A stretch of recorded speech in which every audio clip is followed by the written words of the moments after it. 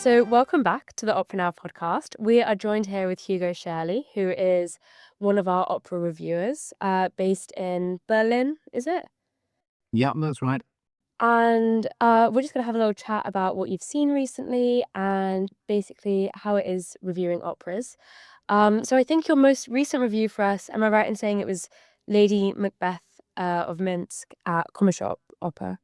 Yeah, that's right. And I think that's probably been one of my highlights for the last, well, this year at least. Because I mean, Barrie Kosky has been getting a bit of coverage in the magazine, I know. I know, our spring cover star. Exactly. And I mean, I often need to be reminded in Berlin that he's not still in charge of the Komische Oper because he's such a kind of presence there still, and his productions are kind of mega hits there still. They revived, I think, earlier this year also his brilliant Eugene Onegin. They're about to revise his production of The Nose, which opened in London, Covent Garden before it came to the Komische Oper, and it was quite interesting reading his program notes for the Lady Macbeth, because he really situates it in uh, in relation to the nose, and it's something that I kind of didn't have on my radar. But actually, Lady Macbeth is also a really early work of Shostakovich. I mean, he was in his kind of mid-20s when he wrote it, and which then brings up the kind of big what if. God, imagine if all that, because I mean, he caused a big furore at the time, and then it would kind of unleashed this campaign against him in Stalin's regime, um, which meant that he essentially, to put it mildly, lost interest in writing any more operas. But one wonders what might have been if that hadn't been the case. Um, and yeah, I mean, it's just a production that shows Barrie Kosky at his best. I mean, he's such a smart, focused director, and he approaches Lady Macbeth. I mean, it's interesting. He also said he sees it as a kind of sister piece to I think it was Yennefer that he did in Salzburg, or Katja. I can't quite remember, but it's these kind of Janacek operas where there's an awful lot of village life going on, and there's lots of characters. Um, but he, as he did with his Janacek station, which was in Salzburg, he kind of boils it down to the essence, and he does exactly that here. Um, and he makes it clear, okay, this is set in the middle of summer, kind of stifling heat. In the set, there's like one little sad tuft of grass coming out of a kind of white floor. It's a very simple set, and it's brilliantly lit. Furniture comes on and off. He features Catalina's bed, which of course is the scene of much of the most important action, you could say. But there's no kind of recreation of any historical milieu. I mean, the costumes, they give a sense of kind of mid-century, I guess, somewhere in Russia. And it's all just so tight, so taut, so focused. And as I wrote in my review, what struck me in particular, and this isn't to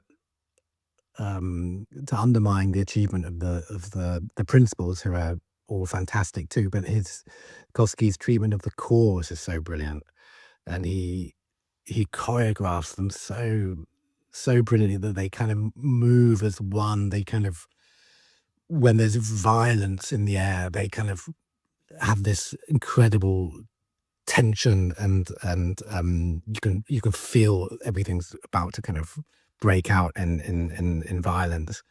And yeah, it's just incredibly powerful and just totally gripping. Um, I was gonna say, in your review, you wrote that the chorus are an essential element in the drama, but become a defining part of the set, really. And I wanted to ask you about how important the chorus was to this production, and what do you think you think they added? Yeah, it's difficult to explain what I meant when I said they kind of feel like they're part of the set, but I think because they're there and so present, you don't notice that basically for a lot of the time, you've just got a kind of wide open space with this sad little tuft of grass and not much else, because the chorus and they can bring on furniture, they take it off again, it's all seamlessly done, but they kind of come to embody the music in a way. They just sort of act as this, I guess, a bit like a kind of link between what's going on in the pit and what's going on stage, and it's like a glue that holds it all together. It's quite difficult to describe, but it's just really compellingly done, and just done with such a kind of sure touch and tautness. I mean, of course, Kosky is such a regular at the theatre, so they all know him and trust him. Um, and yeah, I mean, the man he's got so many great productions under his belt. He just has this conviction and skill that you can sense in everything that he does in this production. And, for Opera Now, you gave this production 5 stars. So I was wondering in the production, what has to be in place to get that sort of 5-star seal of approval? What, elements or sort of, like, boxes for you need to be ticked in order to give that 5 star? Yeah, it's a tricky question with 5 stars, and I often wish I didn't have to give star ratings. And with some places you don't have Mm. to give them, and you feel like you're kind of you're let off the hook a little bit when you don't. I heard this, that critics don't actually like the star model, and it's kind of more the theatres and opera companies that want the star model so that they can kind of say, like, "Look at this, it's 5 stars." Whereas actually for critics, it's so difficult to boil something down into stars, I suppose. Yeah, and um, I kind of try and think about it quasi-scientifically on one level. So I sort of think, okay, how good was the staging? How good was the singing? How good was the conducting? Um, and sometimes we might get onto this when we talk about Korngold's Violanta, which there was recently as well. If it's a work that's unknown, then that kind of plays a role as well, because if it's an unknown work or a new work, then you're passing judgment. Sorry, that sounds very grand. Um, but you're expressing an opinion about the work itself. Mm. Um, if it's more of a canonical work, then that doesn't come into play. But in this case, I just kind of thought I just came away completely exhilarated and thrilled by it, and I thought, okay, if that's not a five-star production, then I don't know what is. You can always pick holes in things potentially. I mean, I did come away from it thinking, okay, the work in the second half is also a little bit weaker, lost a little bit of the tension there. But overall, it just felt like such a coherent whole that really did what it set out to do. And I think that's often also something that plays a role to kind of thinking in the back of your head, okay, what is the director trying to do here? So you have to, I guess, sometimes second guess them, and then you can think, okay, is that a good idea in the first place? And if that box gets ticked, then you think, okay, how did that good idea get realized? Because sometimes it might be a great idea, but it just doesn't quite come together in the production itself. Um, and in this case, it was to me quite clear what Barrie Kosky was trying to do, and he knows how to realize these things and make them happen. Um, but yeah, bottom line, I came out of it thinking, well, that was great. And you also mentioned that you saw Violanta at, Deutsche Oper Berlin. And in your review for that, you said that one would need to read the program to fully unravel what's going on. And I wanted to know if you felt like that added to the piece, that it was maybe a bit more complex, or did it subtract from it, that you maybe needed that extra context? I've often heard it said, and I think it's something I'd also subscribe to, that you don't really want to have to read a program to be able to Mm. unravel things.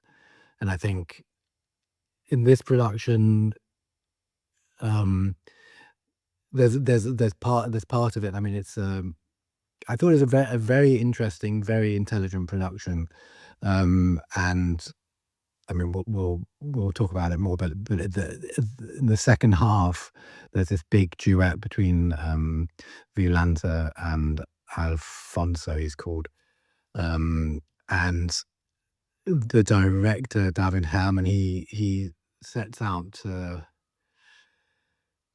kind of bring more to it than just the kind of, okay, these two are singing about how they're spawn.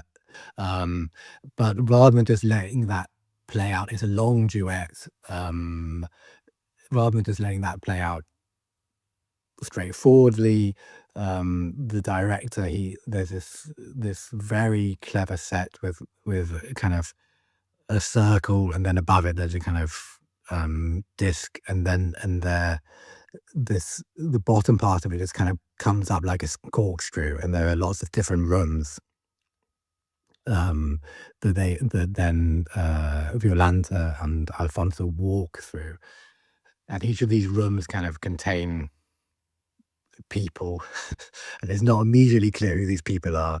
I mean, there's like a, a a Virgin Mary with kind of 8 breasts. There are these revelers from the carnival, which forms part of the background of the whole thing. They're in their stripped of their kind of exaggerated costumes that they had on. Um, and then there's what you assume is the sister.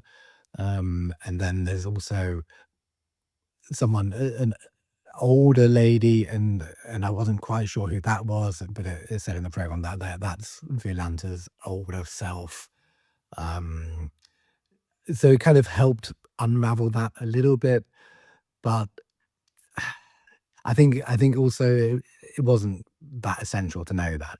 I mean, I think it's fine to come away from production kind of scratching your head a little bit, um, if the overall effect is powerful. And here, the overall effect was powerful. What I found interesting as well, I mean, Hammond said he didn't want to he didn't feel like the piece needed help. He felt the piece is strong enough on his own merits. But I think what he did actually showed that it does need a little bit of help. I mean, it's an amazing piece. I mean, Korngold was 17 when he completed it, and yeah, I mean, we know what we were doing when we were 17, and it wasn't writing Right. full blown operas. Mhm. And but it has, I think, in terms of drama, it has some weaknesses, as you'd expect. I mean, opera is not an easy thing to do, to put it mildly. And I think the production does help it, and it gives it an extra depth, which I was thinking, I was sitting there listening to it. I think that because it's a short piece, it's only 75 minutes, it's only one act, and I was thinking it would have been very different if Corngold hadn't had if it'd been 2 acts, if you'd been able to develop the characters, if you'd been able to give a bit of background, and I think that's what the production did. It kind of fleshed out what Korngold and his librettist didn't really have a chance to do themselves because they were constrained by the one act. You mentioned earlier about it being a sort of lesser done work, and then how that influences when you are reviewing, or you are sort of like looking at it through this critical lens. Would you say that it being a lesser done work means that you lean in a bit more to maybe like the stylistic choices that they make, or as opposed to sort of ones that get done all the time and Yeah, I mean, it's a difficult one with pieces that are not done often, because often you feel like, um, right, this is the chance to make it work, and to make it work, you need to do yeah. something pretty straight down the line to give people a chance to kind of assess the work on its own merits. You don't want too much intervention. Um, and but I think in this case, I think they trod that line carefully. And I think it does it more of a it would have done it a bit of a disservice just to present it straight, because, as I said, I think it does need a little bit of help. And I mean, it's always interesting. I was thinking how I describe the production. I can imagine people sort of potentially rolling their eyes and saying, "Oh God, that sounds dreadful. Well, what, what right does the director have to kind of introduce all these random people in her subconscious and whatever?"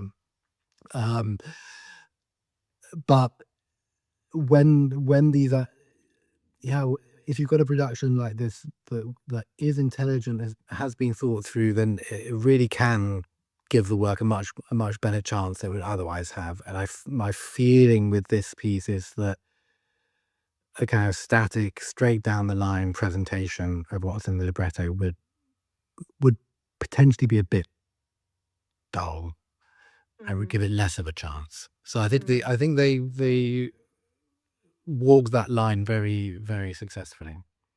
Interesting. And maybe a step away from sort of focusing on the performances you've recently seen, and now more just questioning you on actually what it takes to sort of critique opera and review it. Perhaps a slightly mean question, but what would you say is the hardest thing about critiquing or reviewing opera? Um, I think in some ways one of the hardest things is just the pure mechanics of it, if that's the word. Because you're sitting there, I mean, you know what opera's like. It's a kind of amalgamation of all these different art forms. It's sensory overload. Um, and you could potentially write 10,000 words on an opera production. So it's often just a matter of, okay, how do I try and capture the essence of what this production was like without getting drawn into just kind of, to put it crudely, saying what I saw. Mm. Because once you start just describing what you see, then you kind of can't get out of it. And it's also really boring to read, I think, because, yeah, because you actually you want to see it. You don't want to hear someone describe blow by blow what happened. Um, but yeah, and then I mean, just to go back to what I said earlier about kind of the criteria as well. I think it's always super important, particularly these days, um, to try and have sympathy and understanding, have an open mind about what the director is trying to do. And really trying to get to the bottom of that. And then, as I said, separate your view on what that idea, what that concept, whether that's good, from your view as to whether how well it was uh, executed. Mm. I think it's important to really give the directors a chance, um, and to be open to these to their ideas, which, for Mm. better or worse, are an important part of opera production these days. And yeah, I mean, I've barely mentioned singers. Yeah. And yeah, I mean, it's often difficult to um, describing singers' voices is not easy. No, I can imagine. Um, and you also want to give people a decent mention, Mm. not least because, I mean, it's maybe not something that we should be concerned about necessarily, but um, they live off getting decent mentions in critiques, in reviews. Um, well, they don't live off it, but it's very useful for them to have them. So I often try and kind of make sure that, particularly if it's someone whose performance was central to the whole thing and made it good, made sure they get a decent mention. And I think it's also important to try and describe the voice. Um, uh, it's difficult, but at least I try. So it's often just a balancing act, trying to think what information is a reader going to want here, and try to make a judgment as to how much knowledge to take for granted. Um, Try to write in a way that I often talk about kind of smuggling information in such a way so that people who don't necessarily know as much, the information is there, but it's not spelled out kind of too obviously in a kind of didactic way. It's kind of smuggled in adjective and kind of subclauses and things, um, so that people who do know a lot don't feel like they're getting talked down to, and people who don't know very much, they don't feel as though they're being treated like idiots. I mean, you've got to um, assume that people are intelligent and interested, even if they don't necessarily have this the kind of big knowledge of opera yet. But I think it's a super important thing to do, to try and help people build up knowledge and interest. And yeah, it's a lot to juggle. Yeah. Um, Well, it's interesting you described it as a sort of balancing act, 'cause I wanted to ask you about this balance between maybe vocal performance, staging, direction, orchestra. When evaluating a production, do you think it's important to give all these things equal weight, or is there do you give weight to certain things more than others?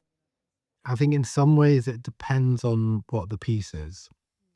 Mm. Um, like if you're reviewing Wagner or Strauss or something, I think you need to give the conductor Yeah. and the orchestra their due. Um, if you're reviewing Donizetti, then maybe you talk more about the vocal performances, and you can just sort of say the conductor kept it all ticking along beautifully, whatever. Because the I'm not passing any judgment here, but the emphasis in bel canto is on the voices. The emphasis in Wagner or Strauss or whatever is on is more on the orchestra, or is the center of gravity goes more towards that. Um, and I think, I know you have to. I mean, in the back of my mind, I mean, I know a lot of opera fans. I think they have a bit of a bugbear when critics don't talk enough about the singers. Um, but I mean, I try to do that, but you also have to try and do it in a way that doesn't turn. You've got to make the piece still interesting to read, and I Mm. think that's always a priority to make. For me, at least, to make the thing readable. Um, and sometimes it's just difficult to mention every singer and describe the way they all sang, because otherwise, because you end up with a paragraph or two where it's just A sang like this, B sang like that, and it breaks up the flow. So, but to go back to your question, I think you have to treat it on a case by case basis. You think, okay, where does the greatest interpretive burden lie for a piece like this? And then you try and write accordingly about it. Um, but we don't always get it right, I'd say. And sometimes you just kind of think, oh, I'd like to say more about I'd like to have said more about this, or I'd like to have said more about that, but you just don't have the space All the time. all the time to kind of, and then if you also don't want the review to be kind of so boiled down that it gives you indigestion when you read it.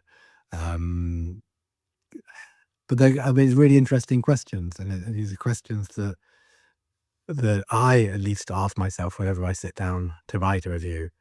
Um, and then at the end, sort of think, okay, have I covered everything that should have been covered, as much as is reasonably possible? And sometimes I can say yes, totally. Other times I say "Mm, maybe not," but so that's life. And you spoke about sort of the singers in particular. Do you find it difficult to critique the singers because, as you kind of mentioned earlier, it is their, like, livelihood. They are quite reliant on sometimes getting good reviews. Do you think that influences you when writing about singers, or do you just try and take quite an impartial look of it's your job to give your opinion and, you owe an honest opinion to readers as well? Yeah, I very much in the latter camp. Um, I don't think it's a critic's job to kind of just do PR for singers.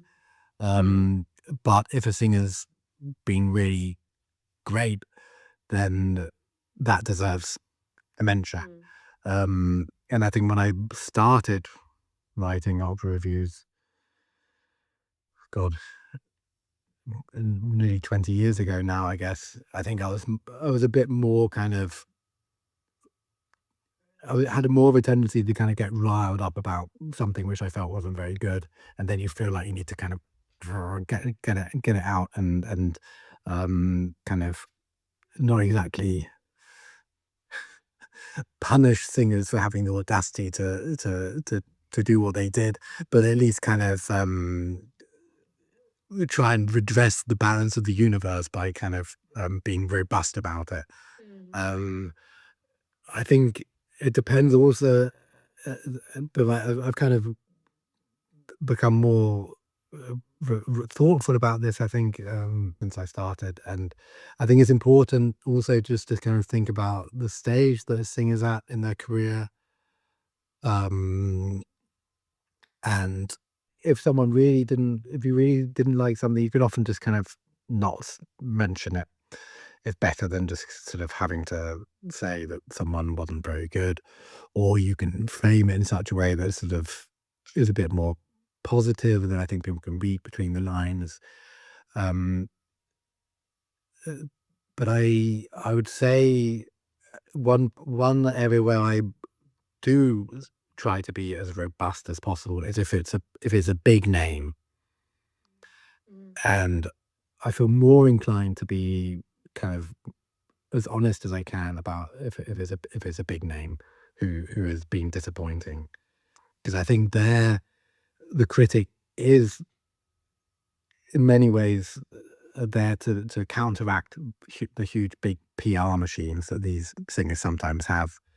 And I remember there was one singer who I won't mention, who I thought was really bad in a bohème at the Royal Opera House probably 15 years ago or so.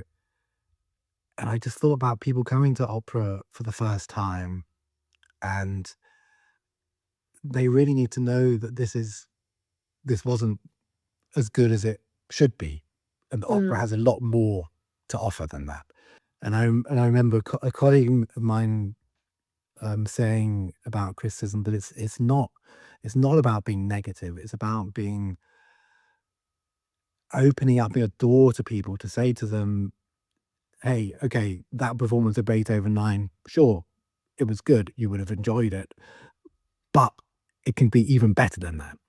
I mean, as people would with, I don't know, wine or with anything. You say, "Ah, well, you like that Bordeaux, try some of this."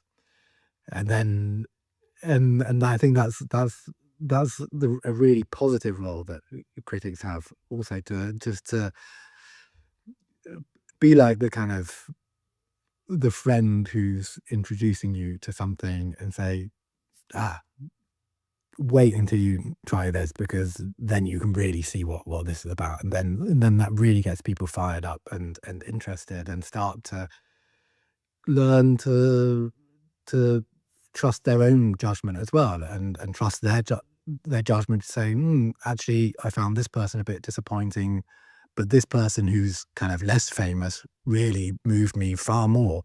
Um, and I think a world where everyone feels empowered to develop their own opinions and kind of feelings about these things is a much better place, without wanting to sound too grand. No, absolutely. It's such an interesting perspective. So thank you so much for sharing. And thank you so much for joining me today and talking about everything. But it's been a delight to have you on, and we're looking forward to reading more of your reviews in Opera Now, and seeing what's happening in the world of German opera. But thank you for coming on today and chatting with me. My pleasure. Thank you so much for having me.